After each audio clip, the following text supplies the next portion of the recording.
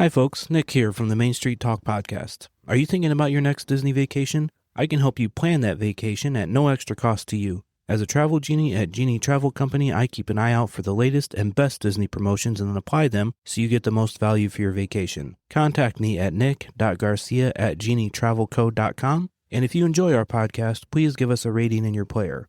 Enjoy this week's show.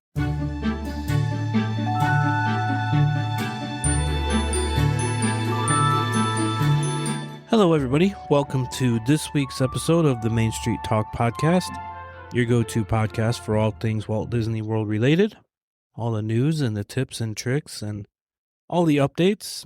I'm your host, Nick, and as always with me is Joni. Hi, everyone.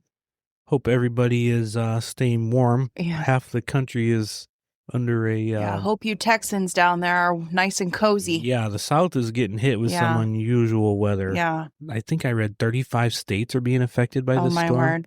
I know. I just keep seeing little videos on social media about people from the South saying, hey, Northerners, come get your weather. Well, they're not equipped. No, they're not. You know, they don't have salt trucks and snow shovels that I know of. We didn't get, I think we got a half inch of snow, but we got the brutal cold. Yeah. Friday morning, I woke up for work. The real temperature was -12. Mm-hmm. Wind chill was -37, which here I Googled it because I'm like, that's pretty extreme. That's yeah, kind of is ridiculous. it true? And it was true. Well, our average temperature in January where we live is about 30 degrees. Yeah, so we were way below that. Yeah, and then some. -12. I was thinking about that. So not even including the wind chill. Let's just go with the real temperature. 30 degrees to -12 is, what is that, 42 degrees? Mm-hmm. That's the difference between 80 degrees and 38. So that kind of puts into perspective what we were dealing with. But we did not deal with any ice. No. I would rather have 12 inches of snow than a half inch of ice. And we're equipped. Yes. We know how to drive in it. We know how to survive in it and thrive in it. Yeah, we do. So we hope everybody stayed safe and I'm sure half the South is shut down right now. Yeah, I'm sure of it. Well, with no means to rectify it, you're just kind of stuck. Yeah. We need some sunshine. Come on, spring. Yeah, we're not -12 anymore, but it's pretty cold. Yeah. We're hanging around 10 degrees. So hang in there. Spring's coming sooner or later. One of these days. Okay. All right. Well, let's get into the Disney World news. Okay. Over at Magic Kingdom, scaffolding has gone up in the graveyard of the Haunted Mansion, joining the walls and scrim. This is related to the construction of the new Piston Peak area. And also at Haunted Mansion, crews have cleared shrubbery and trees from the lawn of the Haunted Mansion at Magic Kingdom. The work is most likely related to recent theming-related permits that Disney filed. And the Mickey's Magical Friendship Fair, you know, the castle show that goes on? Uh-huh. It's going to shift to later performances to accommodate the repainting schedule. Well, yeah. I think we talked about that. They were going to have 2, right? Huh? Weren't they having 2? Well, no. This is for the stage show. Through January 27th, the shows are going to be at 10:05, 11:05, 12:40, 1:55, and 4. Now, beginning on January 28th, when the painting is going to be starting, they're going to shift to more afternoon shows. So it'll be 1 p.m., 2:05, 4 p.m., and 5:15. As always, this is subject to change. Double check your Disney app if you're there and want to see the show. Always refer back to your app to make sure, because of instances like this, everything is subject, right? Yep. And I didn't put this in the news, but I thought this was weird. Somebody took a photo of the castle the other day. It was earlier this week. There was one area of the castle that was painted, just one small area. It was painted a lot darker pink than the rest of the castle. The thinking was that Imagineers are testing how much the paint has faded since they repainted it. So they're maybe trying to modify what they're going to do for the repainting of it. You know what I mean? That was one theory. But, well, I understand the whole theory and logic behind that, but if they just newly painted, you mean so the paint that they had put on was probably what they had used for when that painting was done, and they just want to see the contrast. Okay, they want to see how much it had faded. That's one theory behind it. The other theories are nobody knows. It was just one really small area. But what do you do anyway? I mean, you can't stop the sun or the weather from beating on it, and changing it. Yeah. I mean, you can't add pixie dust or glitter to it, you can't do anything. I don't know. Tinkerbell could throw in something. You're subject to whoever the manufacturer of your paint is. So yeah, I just thought it was interesting. Everything fades. You should see the picture. It's pretty weird. It's like I said, it's very small. Huh. I don't know how. That is kind of neat, though. I mean, well, that would help to judge. Well, it to me, it would only be specific to that color because not all colors fade the same, but the time frame. Yeah. I mean, and if they're going to do a different color, I don't understand how the pink is even relevant. I don't know, just testing out how much it is, if they need to make any adjustments or to the like paint. More often, I don't know. More frequently. So yeah, but it fades so slowly over time, just like your house siding does, and your wood floors when the sun beats in on them, or furniture that's constantly subjected to rays of sunshine. I don't know. I just thought it was interesting. Yeah. And over at Epcot, the Garden Rock Series lineup has been released for Epcot's Flower and Garden Festival. So they have released a full list of bands, when they're going to be there. I'm not going to go through them all, but I put a blog up. It is on our blog at mainstreettalkpod.com. Click on the blog, and all the information is there. Okay. And at Hollywood Studios, Imagineering has filed a permit to update to the Hollywood Studios Toll Plaza. So that's the plaza you drive under as you're going into the park. So there may be a retheme going on for the Toll Plaza. And crews have started to paint the soundstage that houses The Little Mermaid, a musical adventure at Hollywood Studios. So this is just part of the reimagining of the animation courtyard as well. And at Animal Kingdom, Walt Disney World has filed a permit for construction at the Feathered Friends in Flight Theater. Huh. Now, this permit was not filed by Imagineering, so construction likely won't involve any major changes to the theater or to the show. It is possible, however, that the show will close temporarily for refurbishment. They have not announced that, but if they're doing some updates to it, it may. They may have to, modify and update some seating, some staging. We will let you know if that closes at all. Because that's not a full enclosure, so that's subject to all the weather. Right, yeah. This is one of our favorite things to do at Animal Kingdom. We really like that show. Yeah. And sadly, Dinosaur is officially down to its last week until it permanently closes. It closes on February 2nd, and I did see a picture, somebody in the queue, somewhere along the way, I don't know where it is, but somewhere along the way in the queue, there's a dry erase board. It's themed. It's like, part of the ride. And in the corner, there's a countdown. The cast members are putting a countdown to the closure. So, yep, that is closing for good. Well, that's surreal. February 2nd. So, and over at Animal Kingdom, glow-in-the-dark pavement refurbishment is underway in Pandora. Okay. So, that's pretty cool. Yeah. Updating if you've ever seen Pandora at night, it's absolutely gorgeous. I suggest doing that. And that's it for park news. We'll go on to resorts. There wasn't a lot of miscellaneous news either. So we're just going to go into the resorts. Crews have poured concrete flooring for the new pool coming to Disney's Fort Wilderness Resort and Campground. The pool is part of an expansion to the Meadow Swimming Pool area. Okay. And the boat dock at Disney's Wilderness Lodge has reopened a week ahead of schedule. Woo-hoo. Guests can once again travel by boat between the resort and Magic Kingdom. It was originally set to open on January 30th. Well, that's nice. That's all I got for news. Really? Yeah, kind of slow. Avatar is continuing to blow things out of the water. Yeah, it's gonna crush everything. So yeah, that's it. And we going on to our spotlight on attraction. What? We are done at Magic. We finished up Magic Kingdom, and it was a big. Joni would not tell anybody where we were heading next. Oh, we're going to Epcot. We have our park hoppers, and we're hopping to Epcot. We're going to Epcot.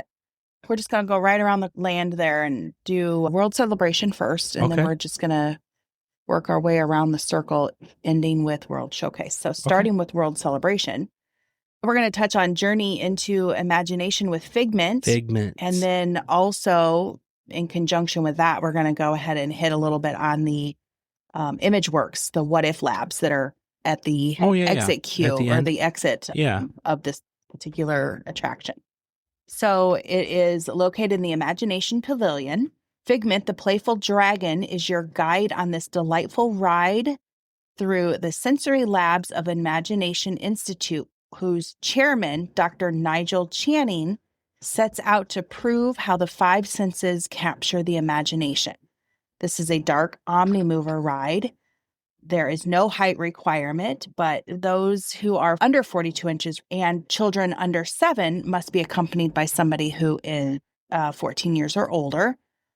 The seating capacity is 3 to 4 guests per row across 2 rows. So in other words, that means you can get about a total of 7 per vehicle.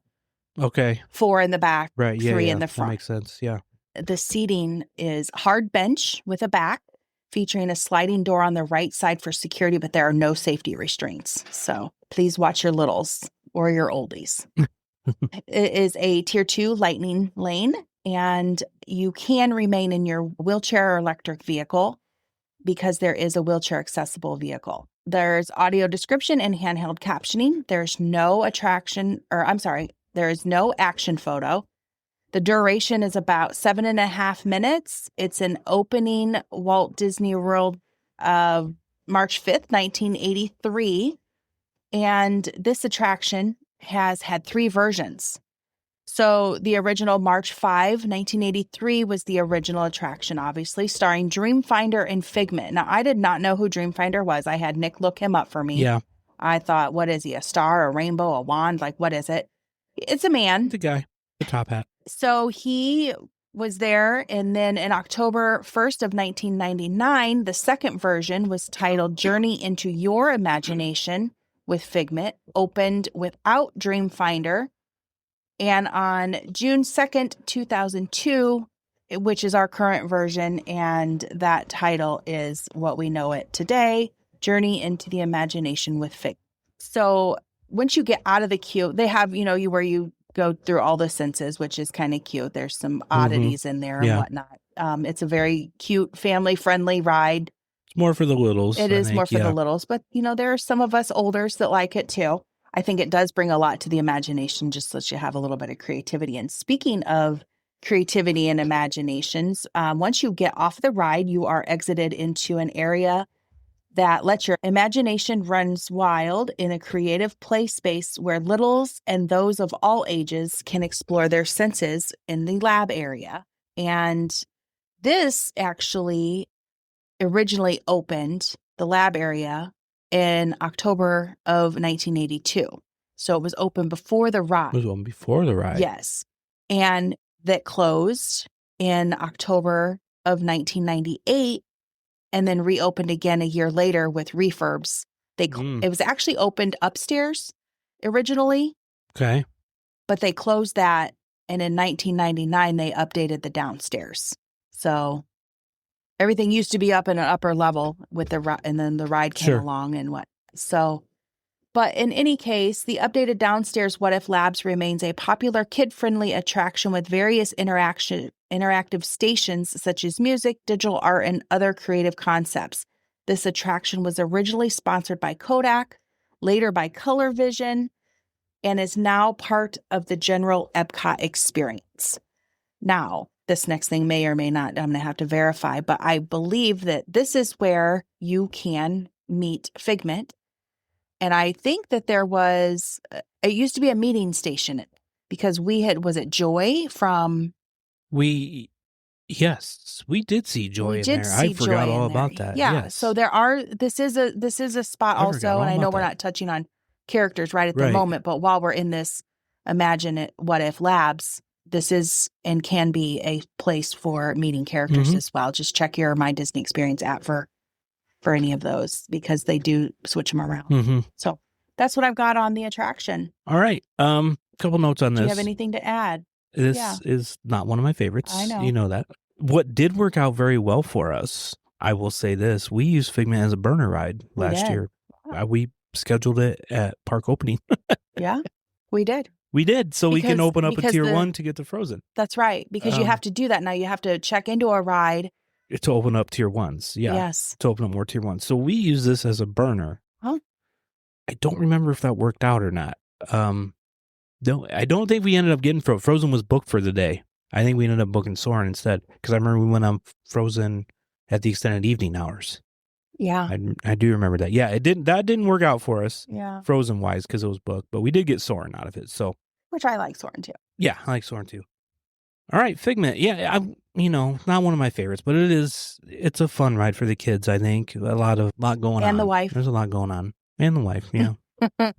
It's my 7.5 minutes. Lots of smells and, yeah. 7.5. Okay. Well, yeah, and what the room I think is that I'm really most fascinated by is, and it's kind of like, I'm going to kind of talk about another whole park area, but when we went to Universal, going through the Dr. Seuss ride, and you've got like everything that's like upside down or like awkwardly placed or whatever. Well, this Figment ride, I love the area that has everything's upside down. Mm-hmm.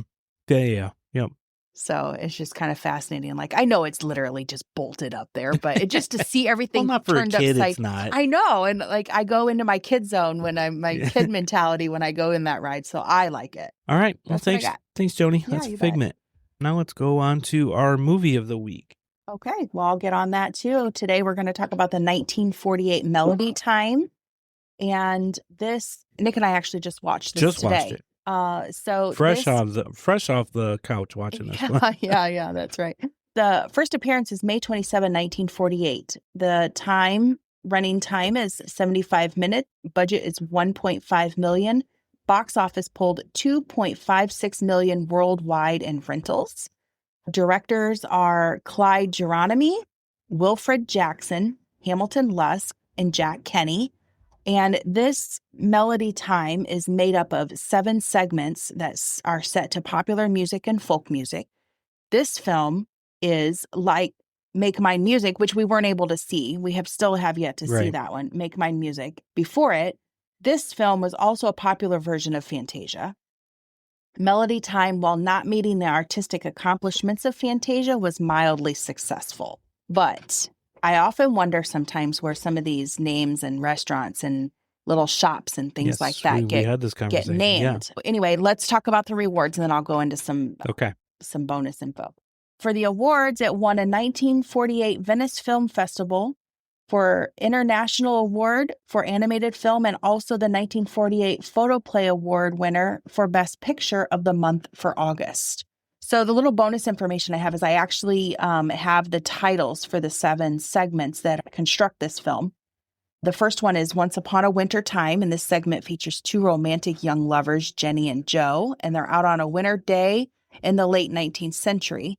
Joe tries to show off on the ice, but a near tragedy hits, and it's intertwined with a similar rabbit couple. This segment was released theatrically as an individual short on September 17th, 1954.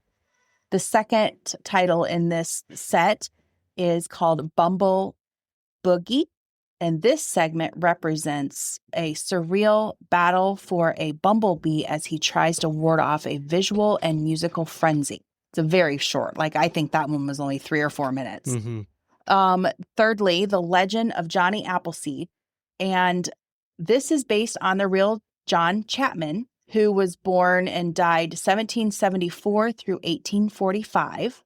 He was an American pioneer nurseryman who introduced apple trees to large parts of Pennsylvania, Ohio, Indiana, and Illinois.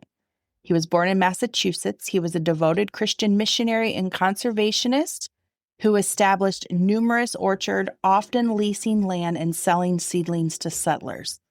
This segment was released independently on December 25th, 1955. Fourthly, we have a little film called Little Toot, and this is regarding a small tugboat in New York City who wanted to be like his father, but he couldn't seem to stay out of trouble. Fifthly, we have Trees, and it's a recitation of the 1913 poem Trees by Joyce Kilmer, where the music features by Oscar Rashbach and is performed by Fred Waring and the Pennsylvanians.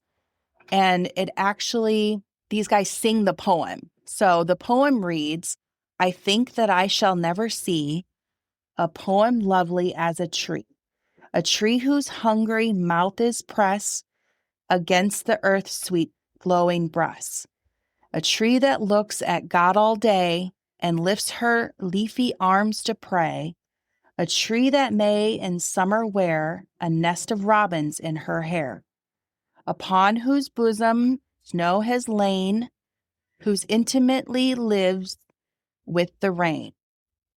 Poems are made by fools like me, but only God can make a tree. So that's basically what that whole segment is. Okay. It's them singing the poem. And 6th, we have Blame It on the Samba. And this segment is where Donald Duck and our friend Jose. Now, how do you say his name? You said it for me like Cacao? Was it Caracos? Something, another. Anyway, they meet the bird who was featured in The Three Caballeros, and it's known as the clown of the jungle, and he's the guy with the little wispy, all over the place, red hair on top of his head. And anyway, Donald and Jose are introduced to the samba. Okay. Like the dance music, whatever. Oh, like the samba. Yeah. So lastly, we have the segment of Pecos Bill. Oh, before we go on, I believe it's Jose Carioca. Okay, yeah. Okay. Yeah, that sounds much better. Okay. So lastly, we have Pecos Bill. Pecos and this segment has wonderful Mexican, theme park Mexican food, I should say. Yeah, but I mean, come on. We've got a restaurant here, and it's named after this from a 1948, just a small segment that was like 17 minutes long. Out of all the things that Disney has done, this 17-minute film gets this. Pecos Bill. It's just amazing. Or as they said in the movie, Pecos. Pecos. Pecos Bill. Pecos Bill. So in any case, this segment is about a famous Texas hero who was raised by coyotes and became the biggest and best cowboy that ever lived.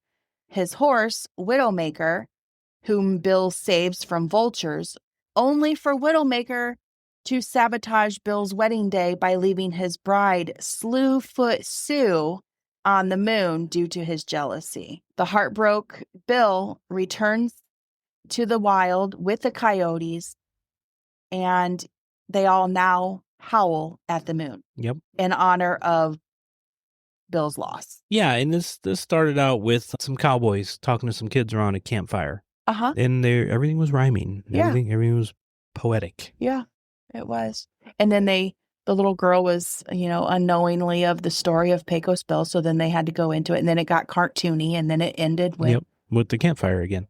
And then the wolves howling. So anyway, I just find it interesting when I come across stuff like that. It is. And all the little hidden things that are in these parks that you don't even think of. You're just like, somebody just named that. No, it's really a thing. Yep. So that's what I have. Pecos Bill, I want to say, like I just said, it's Mexican, theme park Mexican food. Joni and I are spoiled where we live. We have a lot of wonderful Mexican restaurants around. Yes. Authentic.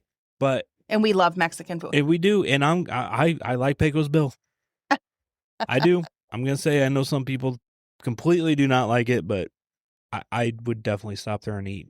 Well, every time. Can I just, and not to like downgrade any restaurants or, franchises or anything like that, but Nick also likes Taco Bell. So I like Taco Bell. I am not going to lie. I'm more of the home cooked style, what I grew up on, what my grandma. I obviously prefer that, but I do like Taco Bell once in a while. All right. Well, thanks, not Joni. So much. You're welcome. All right. On to this week's tip or trick. This one has to do with merchandise. Let's say you have a little kid. Your little kid is a big fan of Moana. So my tip or trick is to, on your off day, as you're resort hopping, go to a resort that's going to have those specially themed things. What I mean by that is, we'll use the Moana example. Mm-hmm. Don't go to Saratoga Springs to buy a Moana themed stuff. Go to the Polynesian. They're going to have the Moana stuff. Just like if your kid loves the Skyliner, and they, hey, Mom, I want something. I want a t-shirt with a Skyliner on it. Go to a Skyliner resort. Go to Pop Century, Art of Animation. That's where you're going to find that stuff. So basically it's every resort has different themed stuff. So if you want that specific theme thing, just go to that resort and see what they have. I think Moana is a perfect example. It is. Go to the Polynesian. They're going to have Moana stuff. Oh, blankets and shirts. And I mean, yeah, and Disney, goes through merchandise. They have hit and miss stuff all the time. But yeah, because we bought our villain's clue at Animal Kingdom Lodge. Yeah.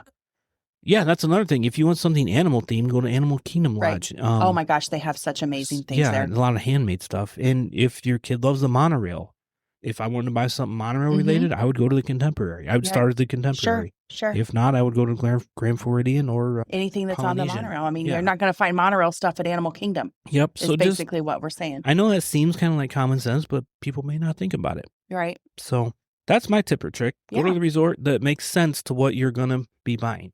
You're going to get Mickey Mouse stuff everywhere, obviously. Right. Yeah. All right. Well, that's all I have this week. Do you have anything else? I do not. All right. Well, that is going to do it for this week. Our Facebook page is Main Street Talk. Our Facebook group is Disney World Tips and Tricks. Our Instagram is Main Street Talk Podcast. Our website is mainstreettalkpod.com. That's where all of our links are and everything. You can contact me for Disney and Royal Caribbean vacations, nick.garcia@genietravelco.com. My services are free. And we are affiliates of the Magic Candle Company, which I have to make another order soon. I think we're down to our last candle. Oh, no. Yeah. So I got to make, we have one more to open. We have a Polynesian one still to open. Mm-hmm. But that smells good. I had the hanger in the car. Yeah, I know. That does smell good. So yeah, Magic Candle Company. Our link is on the website, and use the code Main Street Talk at checkout for 15% off. So until then, we will talk to you real soon. Bye, everyone.